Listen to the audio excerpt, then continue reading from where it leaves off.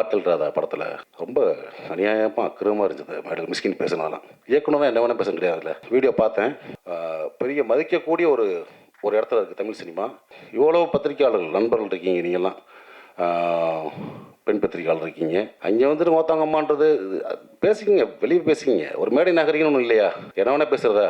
அவ்வளோ புக்கு படிச்சிருக்கீங்கன்றீங்க, அவ்வளோ படங்களை பார்த்துருக்கோம், உலக படங்களை பார்த்துருக்கேன்னு சொல்கிறீங்க, அவ்வளோ உலகம் போல புக்ஸை படிச்சிருக்கேன்றீங்க. அப்புறம் என்ன அறிவு இருக்கு உங்களுக்கு? ஒரு மேலே பேசுகிற பேச்சா? எல்லாத்தையும் சக்கட்டு மடிக்கு வாடான்றாரு, போடான்றாரு, உட்காருன்றாரு. இதை நான் இன்னைக்கு பேச நினைக்கல. தொடர்ந்து பல மேடைகளை பார்த்துட்டு வரேன் நான் மிஸ்கின் பேச்சுக்களை. சமீபத்தில் அண்ணன் பாலானுக்கு வந்து 25th இது இயர் கொண்டாட்டம். அங்கே பார்த்தீங்கன்னா அவர் என்னமோ பெரிய குடியார மாதிரியும் படுத்து கிடந்தான் பாலா, அவன் தான் பாலான்றது. இங்கே வந்து இளையராஜில் வந்து அவன் தான் இளையராஜான்றது. யாரா நீ? நீ என்ன அவ்வளோ பெரிய அப்பாட்டாக்குறா தமிழ் சினிமாவில்? அன்றைக்கி மேடையில் உட்காந்தவங்களாம் மிக திறமையான நம்ம மண் சார்ந்த கதைகளை மட்டும் எடுத்து படம் பண்ணுற இயக்குநர்கள். அமீரன் ஆகட்டும், வெற்றிமன் சார் ஆகட்டும், ரஞ்சி சார் ஆகட்டும்.